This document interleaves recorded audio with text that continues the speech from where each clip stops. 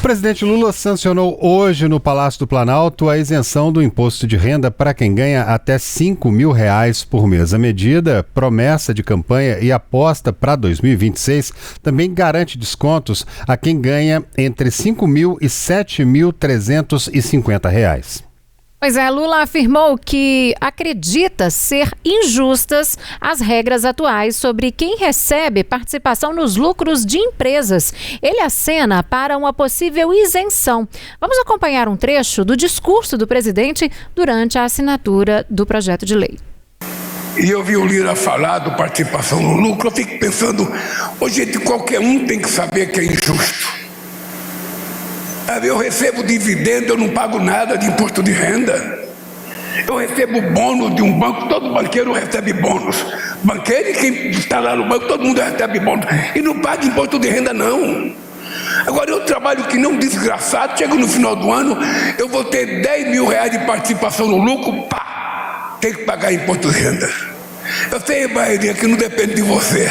Eu sei que não depende de você. Mas é uma coisa que nós precisamos começar a pensar. É uma coisa que a gente vai ter que começar a pensar. Porque nós estamos apenas tendo o início, sabe? De uma coisa que tem que acontecer, que já aconteceu em muitos países do mundo. Segundo o Ministério da Fazenda, cerca de 15 milhões de brasileiros vão deixar de pagar imposto com a nova medida em vigor. Para compensar a renúncia, o governo vai cobrar uma alíquota mínima de 10% dos chamados super ricos, um grupo de aproximadamente 140 mil contribuintes. Os presidentes da Câmara dos Deputados, Hugo Mota, do Republicanos, e do Senado, Davi Alcolumbre, do União, não participaram dessa cerimônia de sanção da lei que amplia a isenção do imposto de renda. O ministro Fernando Haddad fez um aceno aos dois com a intenção de amenizar uma possível indisposição do governo com o Congresso. Quando o bem comum está acima de interesses menores, é possível, sim, unir o país em torno de grandes causas. Queria cumprimentar o presidente Hugo Mota e o presidente Alcolumbre, agradecer muito o empenho dos dois na tramitação desse projeto. Sem que eles fossem diligentes com o tema, seria impossível celebrar esse ano e implementar o imposto de renda zero a partir de janeiro do ano que vem. Era imperioso sancionar o projeto ainda em 2025, para que isso fosse possível. Queria dizer a eles que o Brasil precisa muito deles. Queria que eles soubessem que na presidência das duas casas nós precisamos, como brasileiros, dar atenção ainda mais esse ano dos seus trabalhos, da sua liderança, para que nós possamos concluir exitosamente esse ano. A sanção da lei pelo presidente Lula ocorreria na semana passada, inclusive, só que foi adiada para garantir maior visibilidade. A isenção, até então, alcançava quem ganha até R$ 3.036. Luciene Landim. É isso aí, né? Quer dizer, houve essa mudança finalmente por todos esses trâmites legais, aprovar, votar, até chegar a esse momento da sanção para que a partir do ano que vem, quem ganha até R$5.000 não pagar mais imposto de renda lá quando for fazer a declaração, né?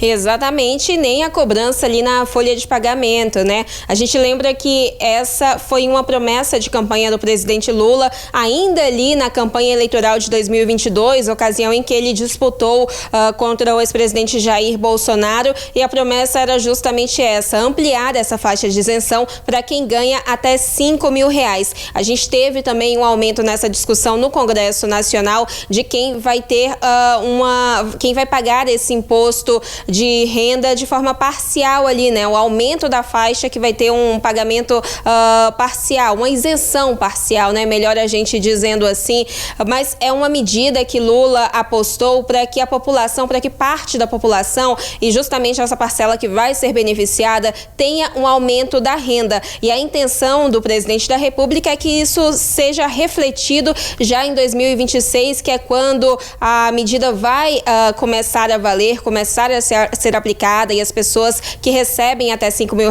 vão deixar de pagar imposto de renda, mas em uma intenção eleitoral também, né? Lembrando que 2026 é ano de eleição, inclusive eleição presidencial, uma nova disputa ao Palácio do Planalto, e Lula quer usar sim essa pauta como um feito desse terceiro governo dele, que é um trunfo que ele tem, inclusive, né, contra outros candidatos, pensando que a ampliação, a atualização mesmo da tabela do imposto de renda para que essa isenção fosse aumentada é uma pauta bastante antiga que já passou, a discussão já passou por diversos governos, então isso deve sim ser usado pelo atual presidente da República, que sinaliza que vai tentar um quarto mandato à frente do Palácio do Planalto. E só um número para a gente fechar dos novos beneficiados que vão ter essa isenção do imposto de renda são 10 milhões de pessoas e 5 milhões vão ter redução no valor do imposto de renda. Então, 15 milhões de pessoas passam a ser beneficiadas diretamente com essa nova lei sancionada hoje pelo presidente Lula de mudança no imposto de renda. Agora, Lu, o fato do não comparecimento neste evento hoje dos presidentes da Câmara e do Senado sinalizou, deixou aí uma clara sensação de que algo de fato não vai bem nessa relação de Congresso com o governo, né? Exatamente, a gente viu uma crise instalada exatamente entre o presidente da Câmara, Hugo Mota, declarando abertamente que não tem mais relação, por exemplo, com o líder do PT, Lindbergh Farias, uma declaração de Mota ao jornal Folha de São Paulo. A gente lembra que Lindbergh não é exatamente líder do governo, quem ocupa essa posição é um outro deputado do PT, mas é inegável o papel dele ali na base, essa base que é ligada a Lula e que tem essa articulação direta entre o Palácio do Planalto e o Congresso Nacional. Davi Alcolumbre, a gente tem uma questão sensível nesses últimos dias, que é a indicação de Jorge Messias, atual advogado-geral da União, para o cargo de ministro do Supremo Tribunal Federal. Lula confirmou essa indicação de Jorge Messias e não era essa a defesa de Alcolumbre. Alcolumbre queria que o presidente da República indicasse o senador Rodrigo Pacheco para o cargo na Suprema Corte. Isso gerou sim um abalo. O que a gente teve hoje foi a ausência desses dois que integram a cúpula do Congresso Nacional e uma manifestação mais amena, falando sobre a importância da ampliação dessa isenção, a ampliação da isenção do imposto de renda, mas uma ausência que virou sim notícia ali nessa cerimônia, justamente por ser um projeto tão simbólico e que contou sim com a articulação dos dois quando o texto foi discutido ali no Congresso Nacional. Causa sim uma certa curiosidade, até deixa muito público que há sim uma crise instalada ali nos bastidores nessa relação, por esses fatores que a gente citou aqui, também por outros que acontecem na política. Agora, Lu, em relação a essa questão do presidente Lula, o fim da cobrança do imposto de renda é uma vitória muito grande para o presidente, que, né, para o governo de um modo geral, que foi essa batalha ao longo desse tempo todo, né? Porque para ele conseguir chegar até aqui, o que ele queria era cumprir uma promessa do governo, como a gente sempre diz aqui, né, que ele fez na campanha, e até chegar a esse ponto foi uma batalha que ele acabou vencendo, mas sob fogo cruzado o tempo inteiro, né? Exatamente, a gente lembra inclusive até mesmo dentro do governo, porque a gente falou que foi uma campanha feita, que foi uma promessa de campanha feita ali na disputa em 2022, isso já tem algum tempo e o tema ficou ali circulando internamente no governo e até que houve uma cobrança mais direta para que isso saísse do papel no ano passado, em 2024. Foi anunciado inclusive, se a gente lembrar bem, em um pronunciamento na TV, em cadeia nacional de rádio e televisão pelo ministro da Fazenda, Fernando Haddad. Mas nos bastidores, antes desse anúncio, Haddad foi inclusive um pouco resistente a essa medida, pensando nos custos, na renúncia da ampliação dessa isenção, porque o governo precisaria repor o que seria, eu ia falar perdido, mas não exatamente essa palavra, né? Mas o que o governo deixar de arrecadar precisa ser reposto no caixa público. E essa foi a discussão. Qual seria a forma forma dessa compensação,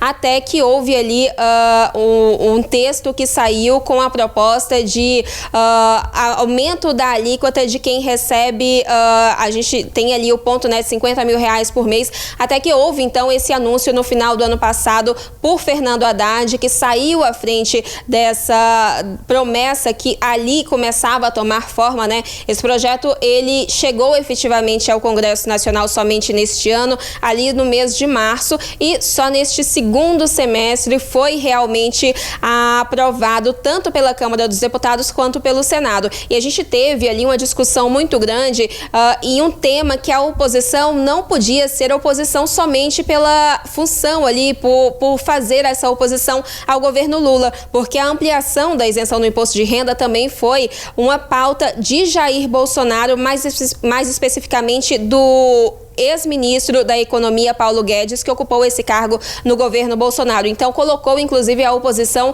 em uma posição bem delicada e foi, é bom a gente lembrar também que na aprovação da Câmara foi uma votação unânime. A oposição abraçou essa ideia justamente por todo esse contexto, também porque é difícil você explicar para a população, até mesmo para os próprios eleitores, como que você vai votar contra uma medida dessa que amplia exatamente a renda de uma boa parte da população. Né? Então a oposição entrou nesse jogo nesse sentido, questionando ali essa forma de compensação. Esse foi realmente o questionamento, a dúvida ali, o que gerou um certo embate no Congresso Nacional entre lados políticos opostos, mas foi uma pauta ali que no início foi bastante discutida de como seria feito, mas no final a gente viu ela sendo abraçada por diferentes grupos políticos por todos esses fatores. Também porque vai ser usada por nomes da oposição no ano que vem. Ninguém vai dizer que votou contra essa pauta justamente porque não votou. Esse foi o resultado. A gente lembra que foi uma votação unânime na Câmara, mas que sai do papel, então, há um ano das eleições de 2026. Há um ano para que para que os eleitores vão às urnas mais uma vez decidir quem vai ocupar o Palácio do Planalto pelos próximos 4 anos a partir de 2027. Agora, Lu, pegando por essa questão aí dessa tensão entre Congresso e o governo, né? Tem inclusive uma matéria da querida Ana Paula Ramos aqui no nosso portal tempo.com.br, ela falando exatamente dessa questão que o governo, né, não descarta, portanto, judicializar aquelas chamadas pautas bomba, né? Que a gente vem falando sobre esse assunto aqui, caso elas avancem aí no Congresso Nacional. Agora, de fato, se isso acontecer, a tendência é piorar ainda mais essa relação do Congresso com o governo, né? Com certeza, porque a gente vê o governo indo contra decisões do Congresso Nacional e a gente tem uma posição muito firme ali da cúpula da Câmara e do Senado e até em situações anteriores de que a decisão de parlamentares precisa ser aceita e que isso faz parte ali do respeito às instituições, às decisões que essas instituições tomam. E quando a gente leva uma pauta à justiça, que é o caso que é considerado por integrantes do governo, essa tensão aumenta. A gente lembra muito a disputa pelo IOF, o Imposto sobre Operações Financeiras. O governo tentou aumentar alíquotas ali no início desse ano para inflar o caixa público, pensando em 2026. O Congresso Nacional não aceitou. Isso virou uma questão na Justiça, foi parar no Supremo Tribunal Federal e foi motivo, sim, de uma crise que foi debatida ali momentaneamente, mas, claro, tudo que a gente pensa que o governo quando o governo considera judicializar qualquer decisão do Congresso Nacional, isso é motivo de discussão, de novos impasses, e a gente vê essas discordâncias sendo evidenciadas publicamente.